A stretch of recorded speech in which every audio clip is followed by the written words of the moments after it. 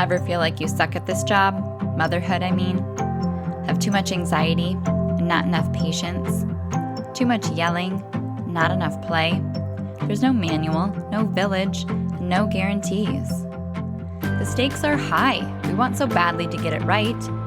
But this is survival mode. We're just trying to make it to bedtime. So if you're full of mom guilt, your temper scares you, you feel like you're screwing everything up, and you're afraid to admit any of those things out loud, this podcast is for you. This is Failing Motherhood.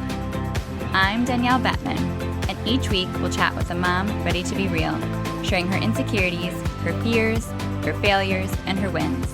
We do not have it all figured out. That's not the goal. The goal is to remind you, you are the mom your kids need. They need what you have, you are good enough, and you're not alone. I hope you pop in earbuds, somehow sneak away, and get ready to hear some hope from the trenches. You belong here, friend. We're so glad you're here. Hey, it's Danielle. Welcome to the 100th episode of the Failing Motherhood podcast. I'm so grateful for your support, for every single time you listened. If this is your first episode, welcome. If this is your 100th episode, I am so glad that you're an OG and have hung on this whole time. What a ride. What a trip. It's surreal. It's so surreal because time in the last 3 years has been some sort of weird vortex illusion. I don't even know what has happened. Has it been 3 years? Has it been 30? Has it been 3 months? Who's to say? I don't know. But here we are. And we have 103 ratings and reviews. Thank you again. I am announcing the winner of the giveaway on Instagram today. I am so excited. I'm just taking this moment to celebrate being able to create a platform that has been so much fun. Honestly, truly, nothing has been more fun in my business than being able to connect over these interviews with amazing other moms and experts that are just so vulnerable and honest and real that we can just dig into their lives and learn from them and just meet people from all over the world. Technology is our friend most of the time, especially when you're podcasting. And it's just really cool to be able to create conversations and share stories and talk about the whole reason I started this podcast, which is having a narrative of normalizing the feeling like you're failing as a mom. And I really hope, whether you are new to the podcast or have dove into several episodes, that you feel less alone after listening, that you feel seen, that you feel understood, and that it just hits you at a deeper level than a lot of other content. That is my passion. This is my project from my heart. It is truly what I hope to continue to create. So if you ever have suggestions of future guests or anything like that, please reach out. I am on Instagram, just one DM away, an email away. Let me know. We are creating this together for you, by you, for us. And again, so incredibly grateful for your support, for every time that you have tuned in, for every time that you have shared it with a friend, left a review, all of the things. So cool that we are here on the 100th episode. So I don't want to go on and on and on. And I know that we have so much good stuff to get into. I have been working for days on this list of my 10 big lessons from 10 years of parenting. My oldest daughter just turned 10. And so I've officially been a parent outside the womb for 10 years. I know this list is not going to be comprehensive. Some of it is going to feel random. I'll probably think of an even better one to add to the list 2 days from now, but I can always do a part 2, right? So the runner-up, the thing I just want to throw in there for my 2 cents is utilize your local library. And I'm not going to elaborate because I have a podcast episode in the future talking all about early literacy skills and what really makes the biggest difference. But my best memories as a mom so far have been our time spent in our local library and with books from our local library. We also had a toy library. It was epic. RIP because of COVID. But that's my runner-up lesson, is to utilize your local library. If you don't have a card, if you're not using it, consider this your kick in the butt reminder. Okay? So let's dive in to the 10 lessons. Number 1. Some of these are going to be like the cheesy ones that we all need to remember. Some of them are going to be hyper-specific. This one is, and I'm sharing them in order-ish, at least from what I could kind of remember, of the chronological order that I personally learned these lessons in. Okay? So number 1, the first lesson I feel like I learned is the age-old adage, the days are long, but the years are short. Every season, especially in the first few years of parenting or the first year of parenting, every season feels like an eternity. But they never last forever. When you're waiting for your milk to come in, it feels like it lasts forever. When you're trying to get them to sleep through the night, it feels like it lasts forever. When you're potty training, it feels like it lasts forever. But none of it lasts forever. And remembering that when you're in it is sometimes the only thing that will get you through. I remember as soon as I had my second daughter, and she was a newborn, I remember bawling because holding her, I realized how much I had already forgotten and how quick it had went with my first. And I started bawling again out of nostalgia, knowing that I'll do it again and it'll go fast again and I'll forget these little details and things about this stage again. But it's for good and bad. It doesn't last forever in a good way because you'll make it through. And it doesn't last forever in a sad way because you won't get these days back. But that does not mean that you need to enjoy every moment. You will not enjoy every moment. And just because it goes fast doesn't mean that it's not incredibly hard. And if you had the chance, you probably wouldn't choose to live those days again. But that doesn't mean that there wasn't sweet memories. In every hard season, there's something about it that you will miss. There's something redemptive about it. There's something beautiful. There's something incredibly sentimental and nostalgic. And those two things coexist. That's probably a lesson in itself, that there's a lot of seemingly conflicting things that can coexist. So the fact that it goes really fast and you don't need to and will not enjoy every moment, those two things are both true, and you can hold space for that, knowing whichever message you need to feel of more of the, oh, I want to soak this up today, or just the reminder of this will not last forever is going to get you through those really just absolutely exhausting early years. So the days are long, but the years are short. Number 2, no one is immune to being a first-time parent. Nothing prepares you for parenting. Okay, I had a degree in early childhood education. I had worked in classrooms, both in preschool and infant toddler. I had babysat a ton. I had created a preschool curriculum for a new school. I had been home visiting in families' homes for years. I had gone through extensive trainings and curriculum and everything. Nothing prepares you. Whatever your background is, whether you babysat or not, had nieces and nephews or not, you were a classroom teacher, nothing prepares you. You will be a first-time parent. And the guilt of feeling like you have experience in the past makes you feel like you're blindsided because surely you should be able to figure this out. Surely this shouldn't be this hard. Even the weight of like knowing, hey, when I'm a first-time parent, there are parents out there that have 4 or 5 kids that are dealing with a newborn too, and they're handling it so much better. That is not helpful. There's no value in comparative suffering. But you will not get out of being a first-time parent.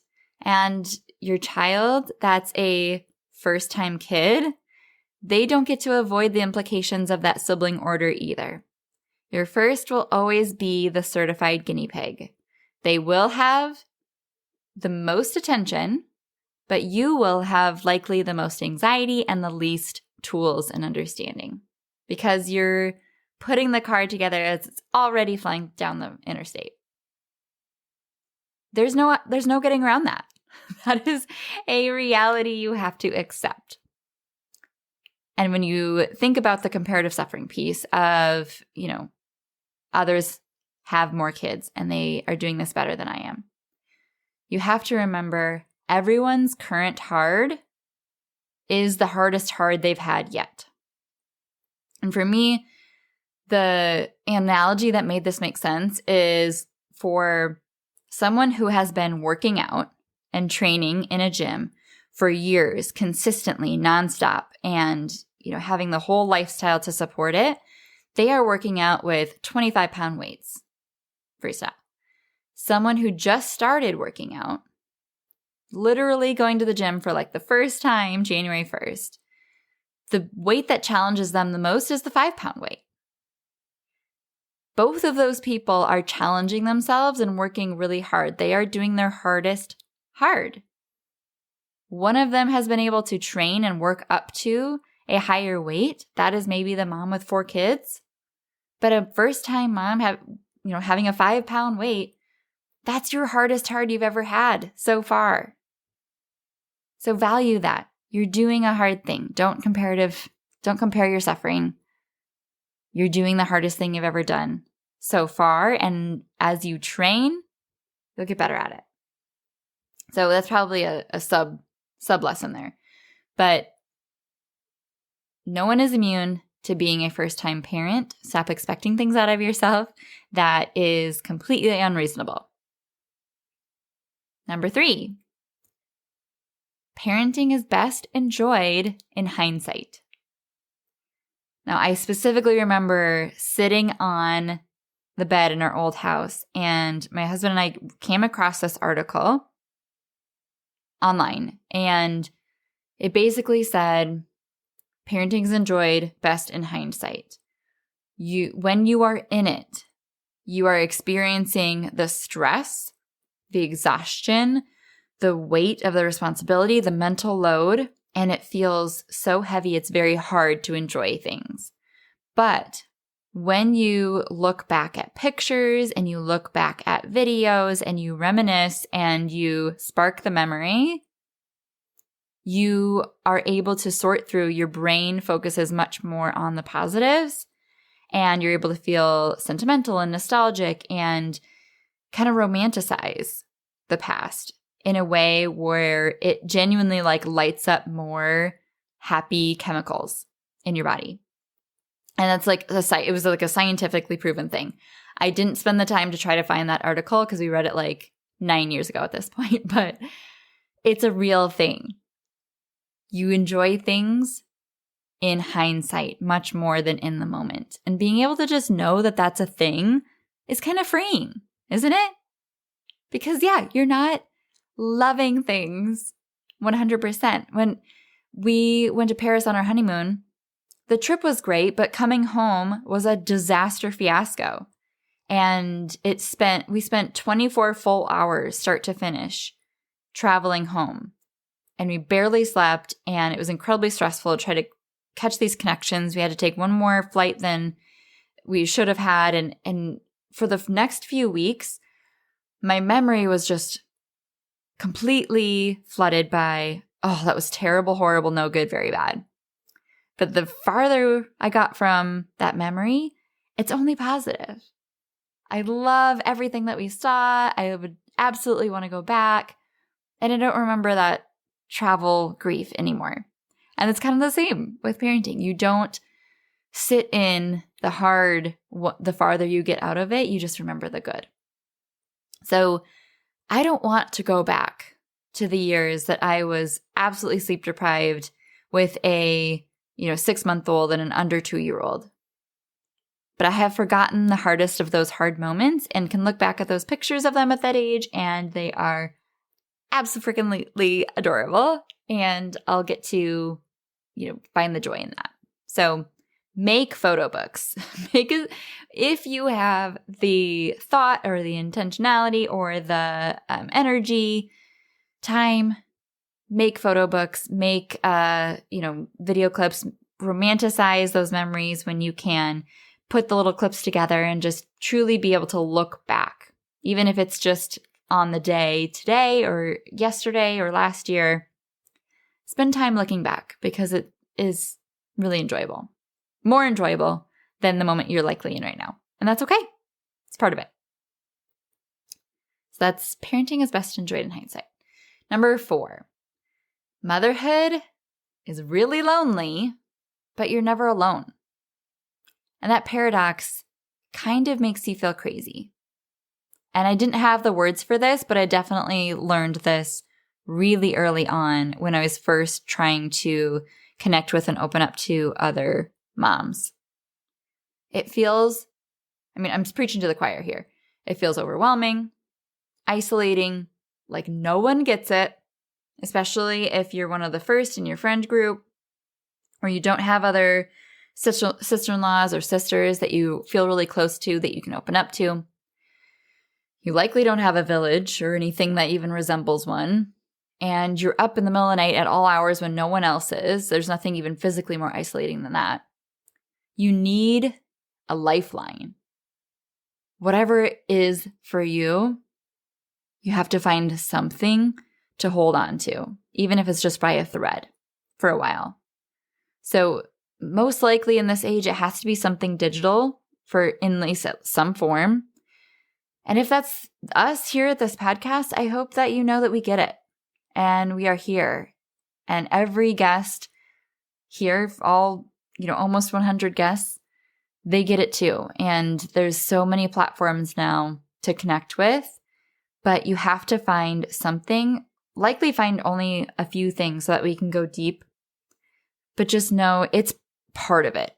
You cannot survive motherhood without connecting to something outside of you that feels supportive and understanding and speaks to your specific experience in a way that puts words to something you didn't have words for before this. And that's one of those early lessons. Definitely, I think every mom reckons with, but the sooner you learn it, the better, for sure. You're really lonely, but you're never alone. And you have to sometimes feel alone too to remember who you are and what your identity was before and learn who you are now, because that shifts a ton. We've talked a lot about that with a lot of guest episodes here. Number 5, it doesn't get easier, it gets different. And that might sound not very hope-giving, but I think if you've been through any number of seasons as a mom, you get what I mean. It gets different. It's a different kind of hard. There's an evolution that shifts from absolute physical exhaustion to more and more mental exhaustion and worry and anxiety. But it's still hard.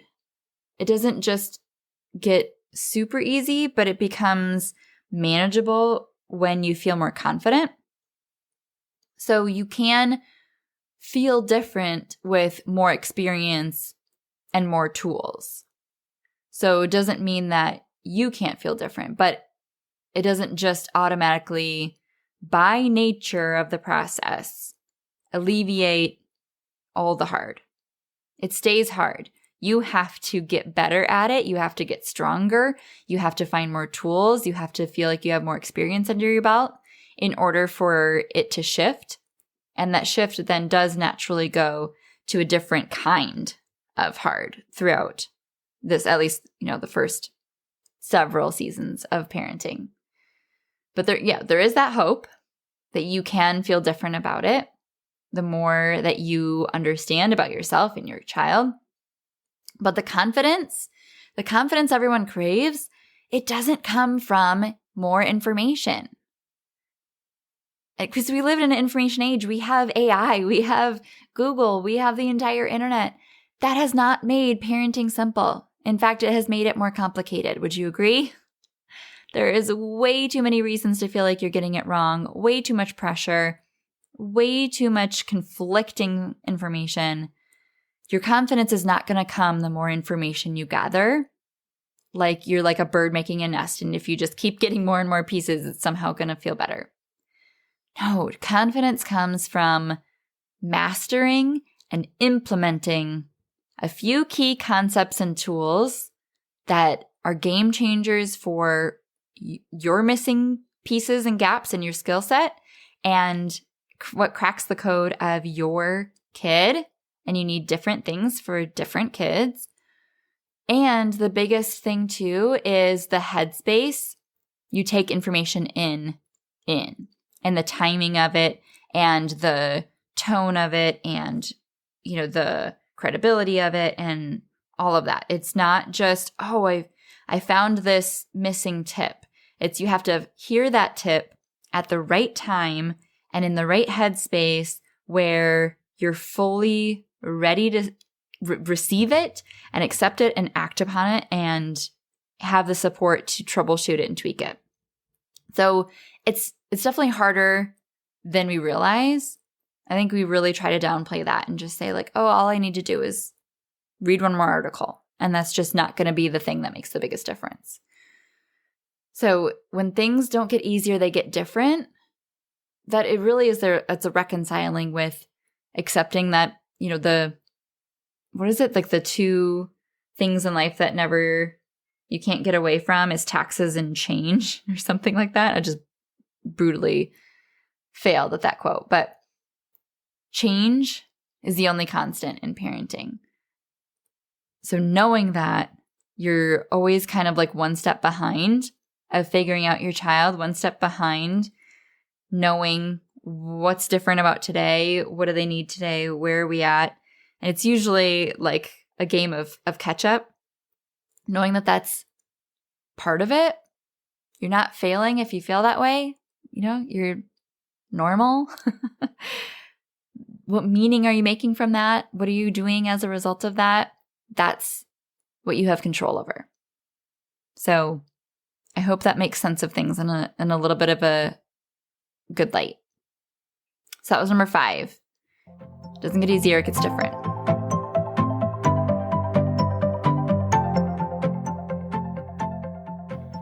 So, big emotions from little people are running the show at your house. Is that right? Do they fall apart when something doesn't go their way? Ugh, just once. Why can't they accept the fact that the answer is no? Am I right? The struggle is real. You're not alone, and you're in the right place. When your days are filled with relentless pushback, it is so hard to feel like a good parent. Especially when your in-laws aren't shy in sharing how they think your kids just need a good spanking. Every time you lose it when they lose it, you feel like a failure. The worst part is, without addressing the root of your child's behavior, you're doomed to play a fruitless game of whack-a-mole, reacting rather than preventing the next conflict. And next time, nothing's going to go differently. The good news is, when you have a handful of effective discipline tools in your pocket, you're able to step into full confidence as their parent, and parenting actually becomes a whole lot easier. I promise, you're not failing them. You just need more tools. So if you have a tiny human who's full of love and yet so difficult, if you can only be so nice for so long, if you've tried everything and still feel defeated on the daily, my free class, Authentic and Unapologetic, is for you. In this free training, I share 5 huge misconceptions in parenting strong-willed kids that inadvertently invite defiance, 4 mistaken goals they're using their behavior to meet and what to do about it, how to let judgment roll off your back and truly feel like the parent your kids need, and why what you're currently doing just isn't working and isn't going to anytime soon. So go to parentingwholeheartedly.com/unapologetic to access this exclusive free training immediately. That's parentingwholeheartedly.com/unapologetic. The link will be in the show notes.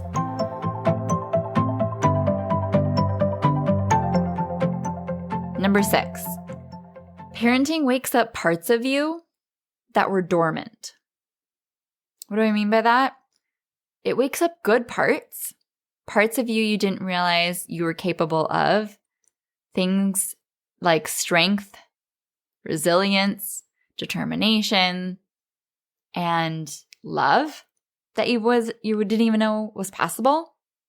Those were parts of you that have always been there, and they were dormant, and they were awoken by this experience of parenting. Those are all beautiful things that shift your identity so that you can't go back, because they're new parts of you that are awake and alive and a part of you. But there's also negative things that were dormant that become awoken as well, like a temper, a lot of negative self-talk, and maybe conditioning from your past that was really driven by shame. And that comes to the surface too. Maybe even, sensory overstimulation or things like that where you had no idea, because the way that you coped with things before, that stops working once you hit this place of no return with, stress and exhaustion and mental load and everything with parenting. And then you're left with no tools or having to completely relearn. That's overwhelming, right? So there's good parts that wake up and bad parts that wake up. And again, that is normal. I think that's pretty universal. So what I wish I would have understood 10 years ago, 9 years ago, is that that's part of this. It's part of the process. Expect it, accept it, make friends with it, and learn from it. Become more self-aware. Reflect on that. What are you learning about yourself? What have you noticed? What do you need? Right? And another kind of subset of this is realizing that the way you respond to your child's emotions, especially their big emotions, and your own emotions, your big feelings, the way that you respond to those comes hardwired by the way that your parents responded to yours. So that part is really ingrown and it just becomes awoken. But you do have the choice to unlearn and relearn and teach an entirely different response. That does not come naturally. And it takes a lot of intentionality and work. But it is possible and it is worth it. So when those dormant pieces come to your awareness, you have the choice of what to do about those things. And you may not be able to address them for a while, or you may put them on the back burner, and you may set goals for the future. You may have to work on things one at a time. But that's part of parenting. And I think that's a really beautiful part of parenting, when we get to really reap the rewards of that self-growth and that learning and hopefully self-love that comes from that place.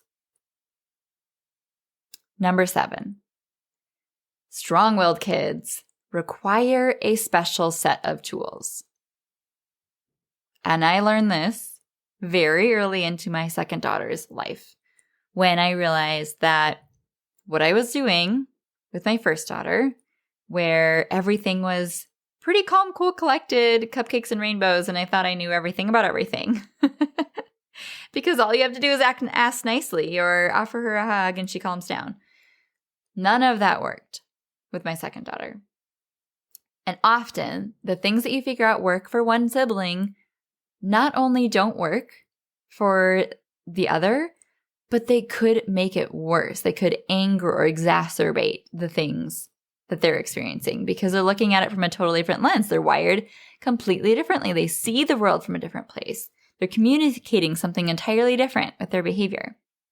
So traditional advice like planned ignoring, timeouts, explaining with logic and reasoning, using threats and bribes, star charts, any of that stuff. For most strong-willed kids, it does not work. It does not change their mind. And even worse, it could create a lot of dysfunction and disconnection in the dynamic in your relationships and cause a lot of stress, meltdowns, being late, feeling crazy, headaches, hangovers from big emotions, all the drama. They require a different approach. And that was, the birthplace of my whole company 6 years ago, probably. It started 4 years ago. But just realizing that most families, if you have 2 or 3 kids, have at least one kiddo. That's the exception to the rule.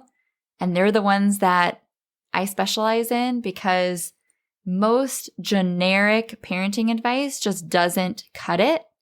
You need something more. And that just knowing that can be revolutionary because you no longer go from being confused, trying to crack a code or, unlock a lock that has no legend or, whatever analogies you want to say, but like whatever works for you. You're no longer stuck. You're no longer on your own to figure this out. And as a parent of a strong-willed child, likely most of my clients that I've talked to, if they go to other professionals like psychologists and child therapists and doing PCIT and other things like that, you will be diagnosed, quote unquote, diagnosed with a hard child. And again, that leaves you feeling very confused, defeated, and borderline helpless and hopeless because nobody benefits from that type of understanding when it's just chalking it up to being difficult. No, we can figure this out. There are solutions. It does get better when you understand what you're working with. And there's just a lot of professionals that don't specialize in this. So of course, they're not going to have that language or those tools for you. But as a parent of a strong-willed child, you deserve support because you are working very hard. My clients don't come to me for lack of effort. They come because they've tried everything and it's not working. So realizing strong-willed kids require a special set of tools. And when you have those tools, they are game changers, is incredibly powerful, life-changing, I would say. So that I learned that very early on with my second daughter, but I didn't even have the language for it for still a couple more years until I really, got certified in positive discipline and just did a whole lot more digging. And I don't want you to have to do all that digging. Let me help you out, girl. So that's lesson number 7. That was a big one for me. Lesson number 8. Patience is a skill set and your well-being and mental health matters. Both of those things are true. Both of those things need to coexist. And what I mean by that is you can learn coping skills and mindset shifts that teach you how to be more resilient, that allow you to create a response instead of a reaction, that give you much better language to communicate your needs and pour water on the fire that's burning in your brain. And your capacity to do that and learn those things is always in limited quantity. If you don't refill it, it's going to run out. There's no getting around that. You can't just be Superwoman and despite all odds and extenuating circumstances, be Mary Poppins 24/7. You are limited by your capacity, your well-being, the amount of needs you have met, the sleep that you've gotten, the meals that you've eaten, the amount of air you've been able to breathe, all of these things set the quota for how much you're then able to use the tools you're learning. I had a client return back from a vacation, and she got back from vacation, I think like Wednesday or Thursday. We had our call on Friday. She wasn't working until the following Monday. And that Friday she came to our call and she said, I cannot believe how much of a Zen Mama Queen I am right now because I have all of the capacity. I've slept well. I've eaten well. I'm not worried about work. I have very little stress. The house is clean. I have time to get everything I need to do done. And I cannot believe how much it's affecting my parenting. I didn't even know that some of these levels were possible to tap into because I'm always running on empty. And that's really making me think about how I can set myself up with more in the future. No one should be expected to stay zen through complete chaos as well. So I don't think it's fair or reasonable to expect of yourself to undergo 3 to 5 giant outbursts with your child where it gets to a point of no return, where you don't know what to do with them, where you feel very overwhelmed and you start to lose your mind yourself. You are not just supposed to deal with that. Nobody should live like that. That's miserable for you and it's miserable for them, right? So you do have a responsibility to take ownership of your regulation and your composure because you can't give your child what you don't have. That is a skill set you can work on and learn. And we want to eliminate those outbursts. We want to make things manageable day to day because if we can eliminate some of those factors from completely zapping your capacity, it's a lot easier to be patient, right? So you have that internal work and those external factors that need addressing.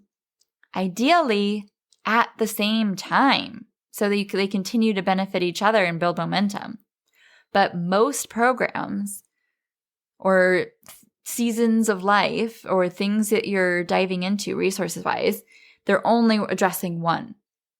So you're not going to see the outcomes. You're not going to see it make these big strides because it's not holistic enough. It's not comprehensive enough to truly be able to make that change happen.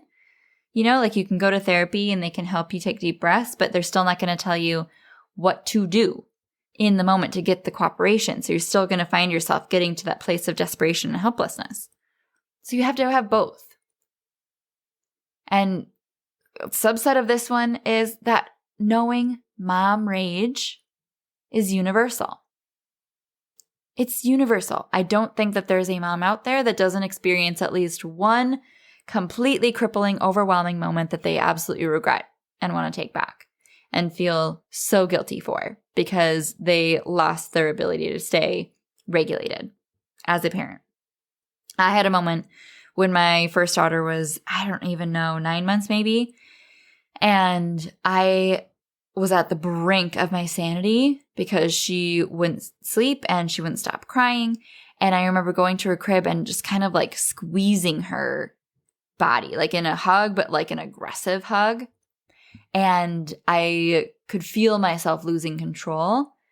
Ended up, walking away, but I felt so overwhelmed with just shame for getting to that place and realizing, oh, this is why they make you watch that video about shaking your baby, because it's moments like this right now, and feeling like I should never feel this way. I should never have these feelings. No, that is part of it. Not that you say you should feel that way, but you likely may. And knowing that happens much more commonly than you realize, I would have loved to know that back then. Not that it would have made me feel like, oh, yep, that's an excuse for my behavior. No responsibility needed. Absolutely not.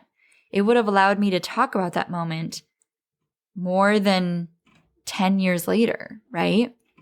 And be able to work towards solutions and get support and meet my own needs. So I was learning something last week about how it's very common to have anger and anxiety problems as a parent or as a mom. And it's because you care genuinely. Like it's like an overprotective mechanism saying, this is so important to me, I'm going to double down. And what's more abnormal or concerning is despondency, of not caring, of completely checking out, or even worse, believing that your kids would be better off without you. That is more of the exception to the rule, where if you feel that way, that is not as common and is a red flag that you may need more support right now. Again, no shame, because you did not choose these thoughts and you're not wanting them and welcoming them in. But if they are there to bring your attention to something that you deserve support with.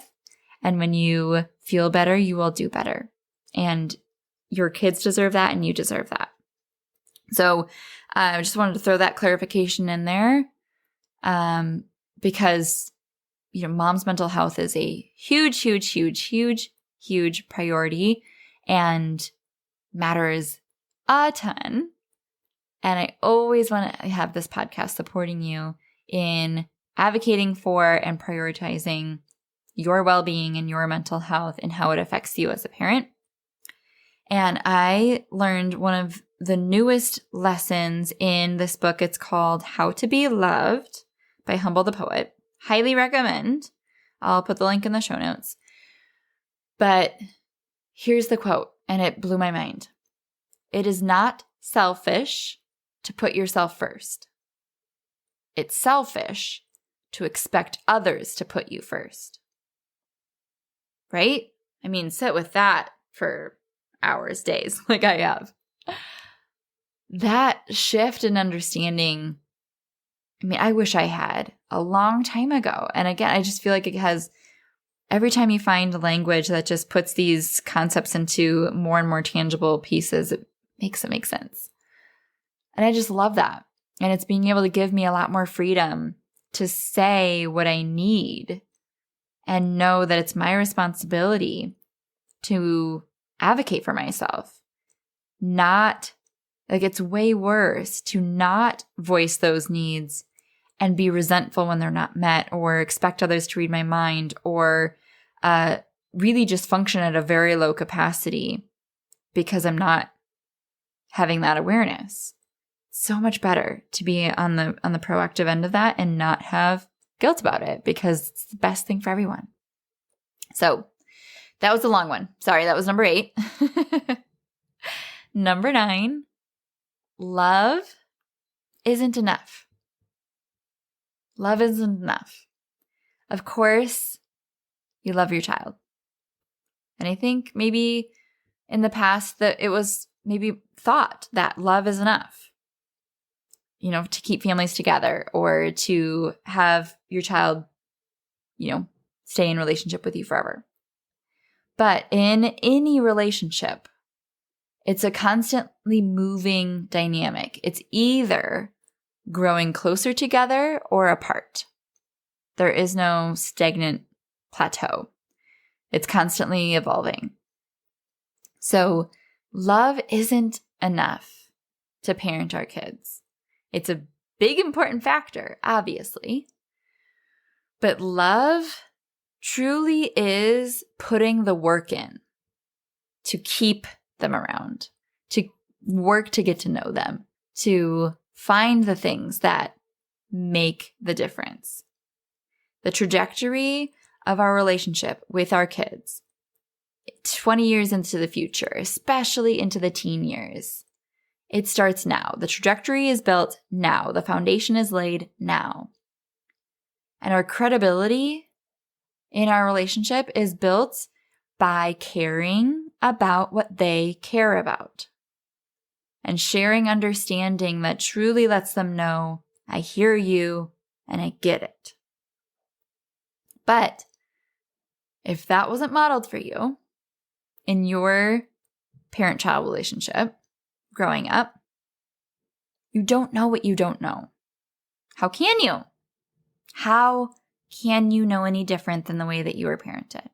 So there is no shame in seeking out more resources, asking for help, and acknowledging you have opportunities to grow in as a parent. It is worse to take on a role of such incredible influence and responsibility without the self-awareness of realizing you could be missing game-changing insight that would change your relationship with your child in a really big way. Because you don't know what you don't know. How can you? So making that assumption and kind of digging your head in the sand is much worse than saying, I need help with this. And this does not come naturally to me. And I don't understand this. And this makes no sense to me. I am at a loss. I am burnt out. It is way better to say that and be solution orientated than do nothing at all. And I know that the clients I work with leave no stone unturned, working because they know that the answers are out there. And most of my clients come from graduating many programs and then finally find the answers that they were missing here because they have all the basics. They've done a lot of work on themselves and they're just looking for the really nuanced support, the personalized feedback, the gray insights that make things so that it's not like I'm trying to just do this one structured set of a behavior modification plan. I'm just coexisting as a strong-willed parent with my strong-willed child in a way that is peaceful, long-term. So here's the quote that I love from, again, that book, How to Be Loved. Love isn't the glue that keeps us together. It's the fuel that keeps us working at it. And when you think about that from this relationship of a parent-child dynamic, as parents, love isn't enough. We don't just have glue and there's, a guarantee of relationships with our kids 50 years down the road. We have to put the work in now. And I know if you are like me and my clients, you are absolutely ready to do that work every single day with the capacity you have. And so I'm so glad you're here with me at this podcast. And number 10, and I'm throwing this one in here for all of my parents in the United States. Nothing matters more to a parent than their child's safety. Guns are now the number one killer of children and teens in America. That is the absolute fact. And nothing else matters. Nothing else matters. Academics, positive reinforcement, saving for college tuition down the road. None of that matters in perspective and in priority with their safety. Right?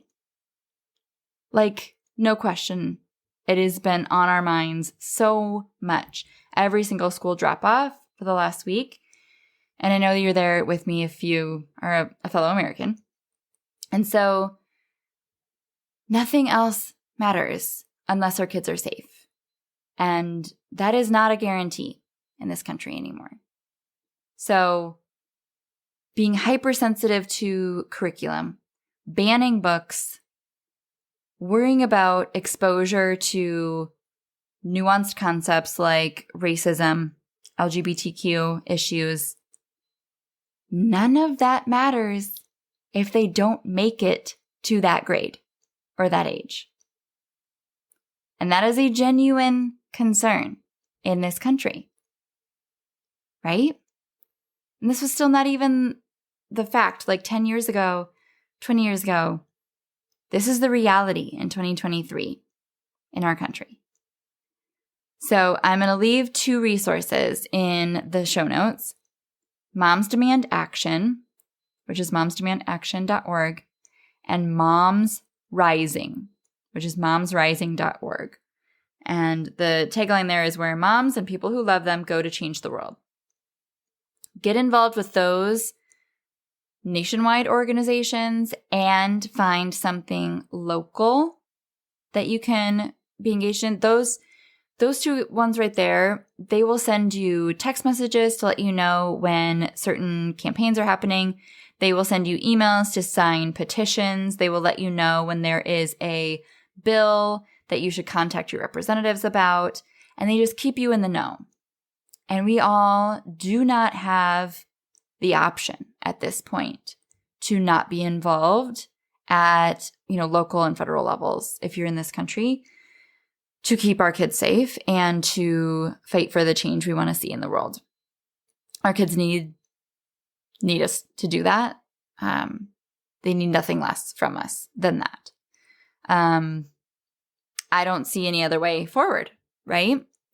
And so I'm going to connect you with those resources, and we could go on and on about this topic. And it's not that I'm not willing to address it. I just feel like there's so much out there already. I want you to find answers rather than sit in the depth of the sadness and the despair and the yuck. I'm sure you've been there plenty enough in the last week.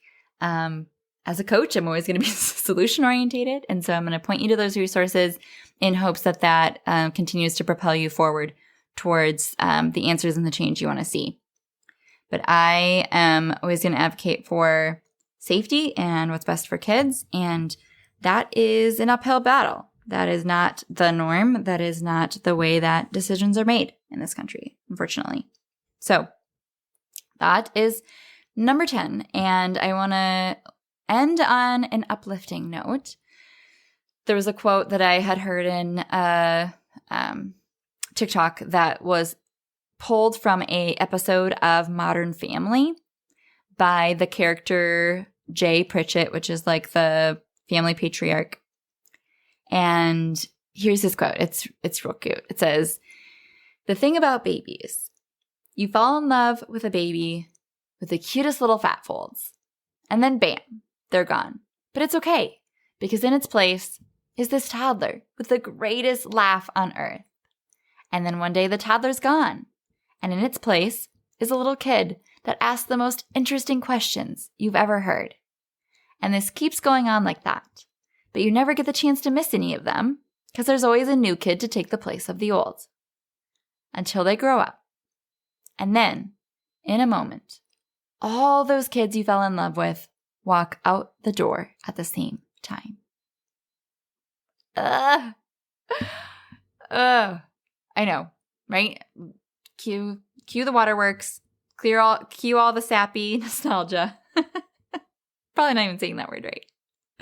But those are my 10 lessons. I'm sure there are plenty more. I'm sure that you would have a completely different 10. But again, thank you so much for celebrating 100 episodes of Failing Motherhood. I hope you have shared it with a friend. I hope you have found that you can be at home here, that you can be real here, that you can find honesty and transparency and vulnerability here. And we are going to keep bringing you all that goodness every Tuesday, ongoing in the future. And if you are that parent of a strong-willed child and you're figuring that out and you try so hard to stay calm, but everything is a battle right now, you feel like you're held hostage, you're walking on eggshells, you're never sure what's going to set off the next big emotional outburst, meltdown, breakdown. Every care task is a negotiation. There's nothing that you can do to change their mind. You give a short fuse. You're filled with shame. You feel like you're failing them. You don't like being around them. And you were burnt out and you were over it. You are my people, friend. I have answers for you. In less than 3 months, you can have peaceful mornings, playful bedtimes, peace of mind and confidence, and then a full toolkit of specific scripts and strategies that never fail, self-compassion, Not letting criticism of your parenting get to you anymore. A new kid that goes days without said meltdown. The support you need to fully integrate and implement everything that you intend to. And a close connected relationship with your child for years to come. And if those are your goals, if that feels like exactly what you need right now, and you know the value of investing in yourself, you know how big of a difference it would make to be able to get all your questions answered and no longer get stuck when you try something new again and then lose the consistency and then give up entirely or start emotionally disconnecting from your child, then watch my masterclass. My free training is for you. Learn how to confidently parent your strong-willed child without threats and bribes so you can finally break free of power struggles, guilt, and self-doubt. And the link is in the show notes. It's parentingwholeheartedly.com. You'll find it right there on the homepage. And as soon as you watch that, apply to be a part of my group program, and we can work together and I can support your family for several months, getting every single little scenario talked through so that you have all the tools you need, all the insight you need to move forward, parenting your strong-willed child with composure, connection, confidence, and cooperation. So go to parentingwholeheartedly.com, find all the info you need, and I can't wait to support you. Thank you so much for tuning into this episode of Failing Motherhood. Your kids are so lucky to have you. If you loved this episode, take a screenshot right now and share it in your Instagram stories and tag me. If you're loving the podcast, be sure that you've subscribed and leave a review so we can help more moms know that they are not alone if they feel like they're failing motherhood on a daily basis. And if you're ready to transform your relationship with your strong-willed child and invest in the support you need to make it happen, schedule your free consultation using the link in the show notes. I can't wait to meet you. Thanks for coming on this journey with me. I believe in you, and I'm cheering you on.